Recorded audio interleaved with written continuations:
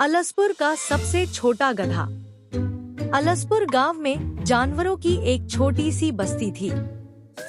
वहीं रहता था फुंदन, एक छोटा सा गधा। उसका शरीर दुबला, कान बड़े और पूंछ झूले की तरह लटकती। बाकी जानवर, भालू भैया, बकरी मौसी, मुर्गा टप्पू, सब फुंदन को हल्के में लेते थे। अरे फुंदन, तू क्या करेगा? तू तो हमेशा सबसे पीछे ही रहता है, बकरी मौसी मजाक उड़ाती। लेकिन फुंदन को एक बात पर बहुत गर्व था, उसे समय की कद्र थी। वो कभी देर नहीं करता था, हमेशा घड़ी देखकर चलता था। समय की परीक्षा। एक दिन गांव में हंगामा मच गया। राजा हाथी की घोषणा हुई, जो भी समय की कद्र करेगा और मेरा काम समय पर पूरा करेगा, उसे मिलेगा समय का पहिया, एक जादुई चक्का जो भविष्य दिखा सकता है। सभी जानवर खुश हो गए, लेकिन अंदर ही अंदर डर भी गया। समय पर पहुंचना, ये तो बहुत मुश्किल है। पहली चुनौती, सूरज से पहले।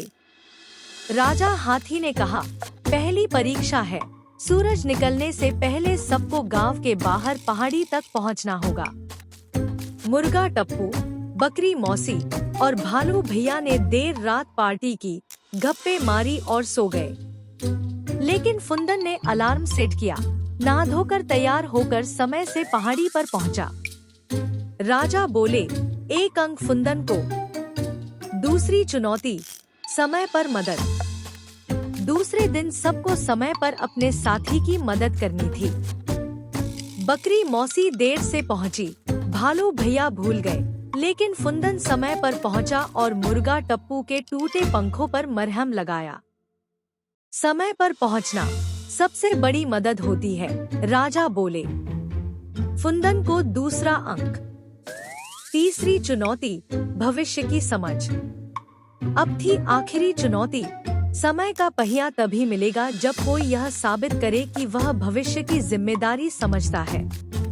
राजा हाथी ने एक बीज दिया और कहा, इसे बो, और अगर 7 दिन में पौधा निकले तो वही विजेता।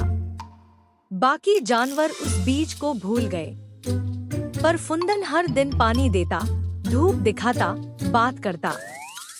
7वें दिन वहाँ एक हरा भरा पौधा खड़ा था, समय का पहिया।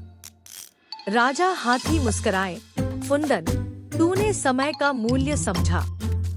अब ये लो, समय का पहिया। चमचमाता पहिया फुंदन के सामने चमकने लगा। जब उसने घुमाया, उसे दिखा कि अगर वह यूं ही समय की कद्र करता रहेगा, तो एक दिन वह पूरे जानवरों का नेता बन जाएगा। नया नेता। अब सब जानवर फुंदन को आदर देने लगे। बकरी मौसी बोली, हम तो कहते थे छोटा है, पर असली बड़ा तो ये ही है। फुंदन बोला, मैं बड़ा नहीं, समय बड़ा है। अलसपुर का सबसे छोटा गधा। अलसपुर गांव में जानवरों की एक छोटी सी बस्ती थी। वहीं रहता था फुंदन, एक छोटा सा गधा। उसका शरीर दुबला, कान बड़े और पूंछ झूले की तरह लटकती। बाकी जानवर, भालू भैया, बकरी मौसी, मुर्गा टप्पू, सब फुंदन को हल्के में लेते थे। अरे फुंदन, तू क्या करेगा? तू तो हमेशा सबसे पीछे ही रहता है, बकरी मौसी मजाक उड़ाती। लेकिन फुंदन को एक बात पर बहुत गर्व था, उसे समय की कद्र थी। वो कभी देर नहीं करता था, हमेशा घड़ी देखकर चलता था। समय की परीक्षा। एक दिन गांव में हंगामा मच गया। राजा हाथी की घोषणा हुई, जो भी समय की कद्र करेगा और मेरा काम समय पर पूरा करेगा, उसे मिलेगा समय का पहिया, एक जादुई चक्का जो भविष्य दिखा सकता है। सभी जानवर खुश हो गए, लेकिन अंदर ही अंदर डर भी गया। समय पर पहुंचना, ये तो बहुत मुश्किल है। पहली चुनौती, सूरज से पहले। राजा हाथी ने कहा, पहली परीक्षा है, सूरज निकलने से पहले सबको गांव के बाहर पहाड़ी तक पहुंचना होगा। मुर्गा टप्पू, बकरी मौसी और भालू भैया ने देर रात पार्टी की, गप्पे मारी और सो गए। लेकिन फुंदन ने अलार्म सेट किया, नहा धोकर तैयार होकर समय से पहाड़ी पर पहुंचा।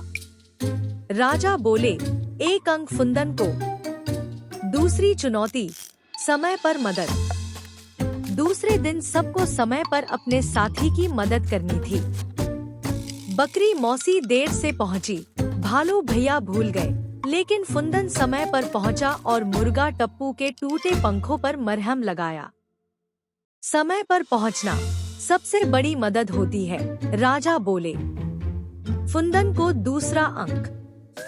तीसरी चुनौती, भविष्य की समझ। अब थी आखिरी चुनौती, समय का पहिया तभी मिलेगा जब कोई यह साबित करे कि वह भविष्य की जिम्मेदारी समझता है।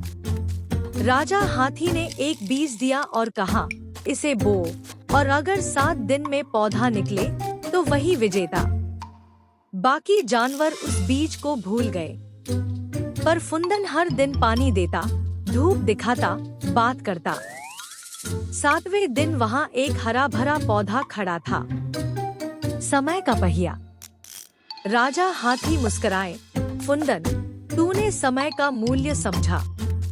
अब ये लो, समय का पहिया। चमचमाता पहिया फुंदन के सामने चमकने लगा। जब उसने घुमाया, उसे दिखा कि अगर वह यूं ही समय की कद्र करता रहेगा, तो एक दिन वह पूरे जानवरों का नेता बन जाएगा। नया नेता। अब सब जानवर फुंदन को आदर देने लगे।